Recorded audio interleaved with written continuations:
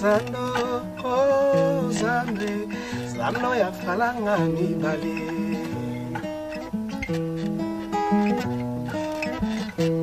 Mobali atikelinga mbongo na mesa ya kutanga lobi na kende wenze kosomba biloko ya libota mobimba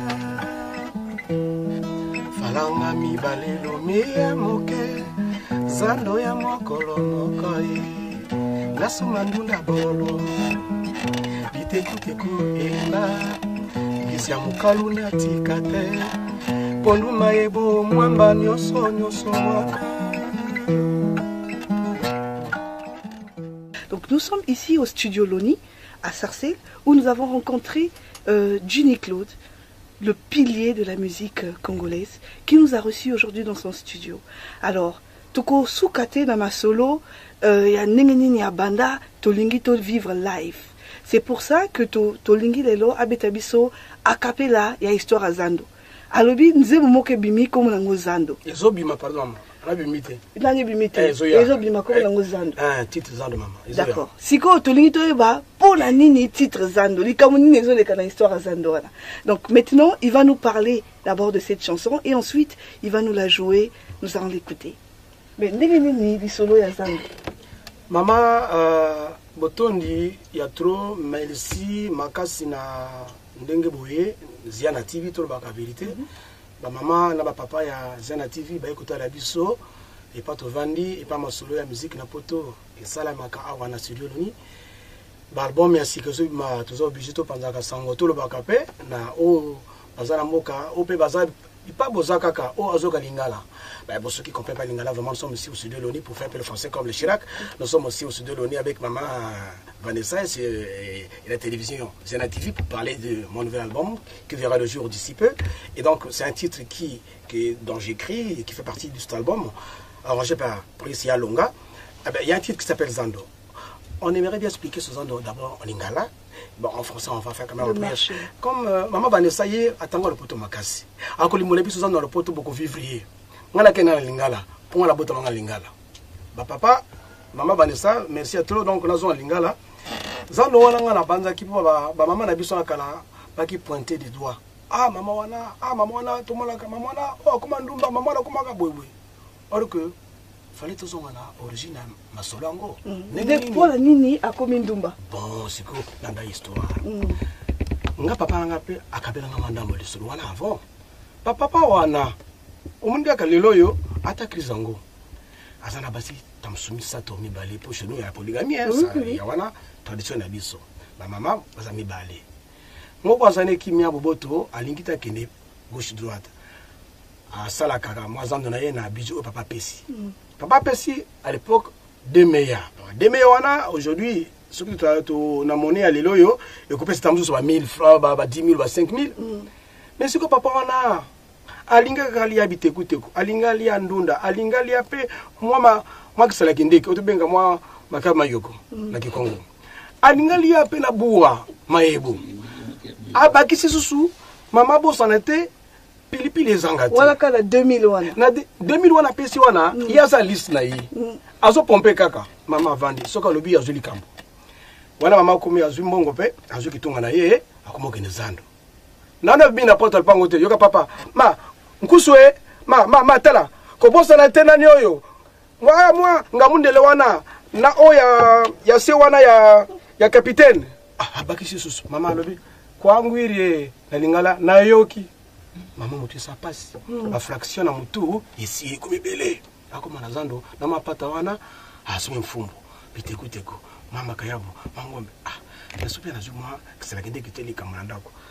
Mais tout le temps, on a un problème là tout. Chaque fois qu'il y a des Zando, soka y a l'ami papa mon mais on appelle ça que mon oublie moi bili moke kaka. Wana maman papa mais na bon appelle ça kinga. Na sali fort. Na mwana zanga kaka yo. Yoka papa bon bili tu yango combien de jours. Attends mon kaka papa tout ça bon moke. Wana mbana na ye wana ayeta la bilubu. Mbanda wana ya bi idéologie na ye. Ya kende Zando mama wana pombaka nene mususu.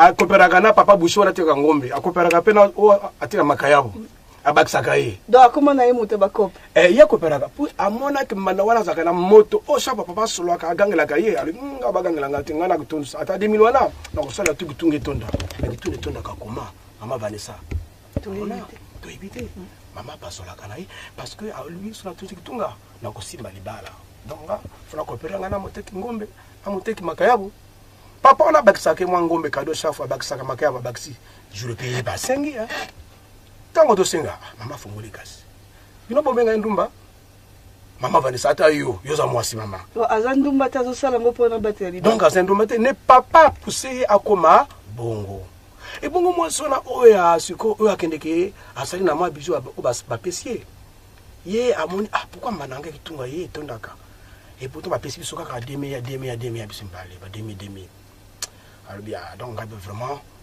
nameka kobunda mama wape papa chaque kotungisaka mama wana ye pe akomi kokopere na papa ya boucher papa boucher ngola taka swalo ka pemba kan loketo boye aba mbeli mbale saka kwa mystique asia comprendre ba mero yo ba disbakakola ka tro papa na beta ka ba mère ye pe asengi po abakisaka mangombe bongo ateka ka makayabo surtout père wana na mais mystique donc mère akenaka kota ba père mais ngombe boucher bazana nani à l'époque ata lelo babushi oyo ba grand prêtre bushi za bayaya ba pero na bazali d'origine mususu moi songa ko la katura comprendre mero yo alinga bakisaka kana bakisa 3 fois 4 fois ninga tana omeka yo bushi mais mère nga pe ma na vraiment la bakisa pe trop mama Vanessa ya problème mère comprendre alinga lo banini so nga bakisa moi po kitunga ne tonda sala nga pe vrai.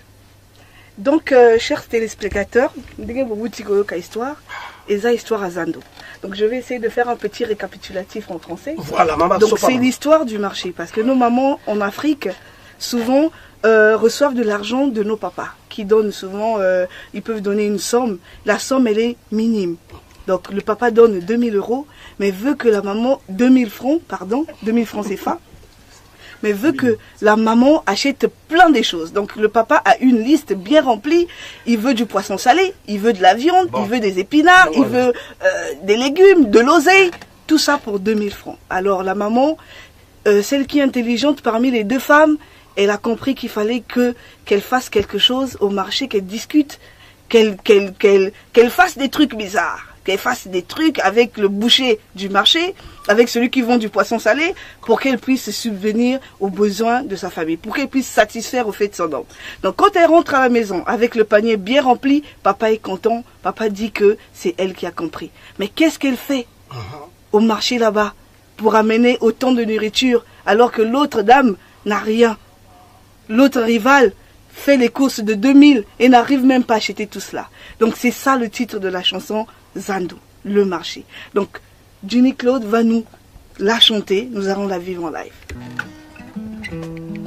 Zando, Zando, Zando ya mokolo mokoye, Zando, oh Zando, Zando ya falanga mibale.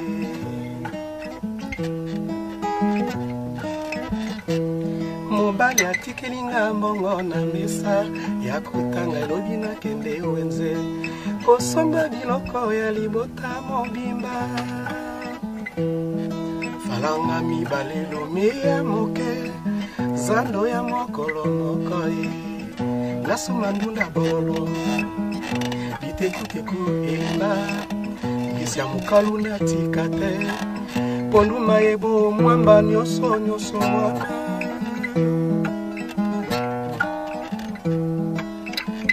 pilipili eswana monoko ezanga te nelubu ya papa yango evandisaka libala mama Zando, oh Zando, Zando ya mokolo mokoye ba mama wana vraiment passe na bino bana kuna pe balela nzala soki bamoninga nzele pana koya bayemba yemba mama enzale sili mama mekwiza nzale sili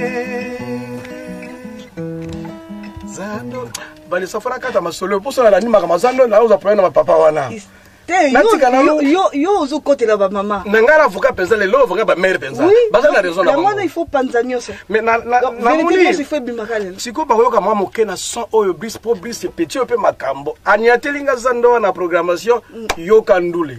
Après tokolanda kuna na pa bris kuna. Toyoka ngo ndenge komi ndenge na bonga na biti ndenge na moko ndenge bango ba lambi yango boy vivre zando siko yo et pas bris malonga na studio akona. Et donc, mesdames et messieurs, donc nous sommes toujours au studio Loni. Nous avons rejoint Brice Malonga, le totem de la musique, l'arrangem, le totem, celui qui fait que la musique africaine soit. Donc aujourd'hui, nous sommes là au studio Loni. Et donc, nous allons voir son génie aujourd'hui. Bonjour, Brice. Bonjour, Vanessa. Donc, nous sommes aujourd'hui au studio. Et donc, c'est là où nous allons, en tout cas, te voir en live. Tu vas nous montrer un peu ce que tu fais. On nous a parlé, au fait, de la chanson Zando. Donc, nous voulons un peu voir ce que tu as porté dans un... On l'a vu en live.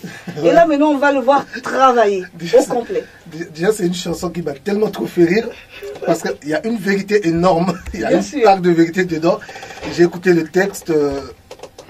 En fait, ça m'a amusé. Ça m'a amusé énormément. Et je pense que ça donnait beaucoup d'inspiration. Ouais. Et donc, on va voir le génie, là. Il n'y a pas de souci, je peux vous lancer. Bon, c'est pas encore vraiment le final, hein, mais là, il y a quand même une bonne base déjà.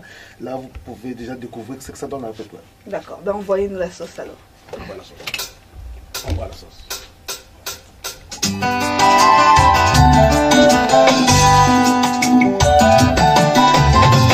Pampangu ya penso, olanda misolo ya zanu, papa wana.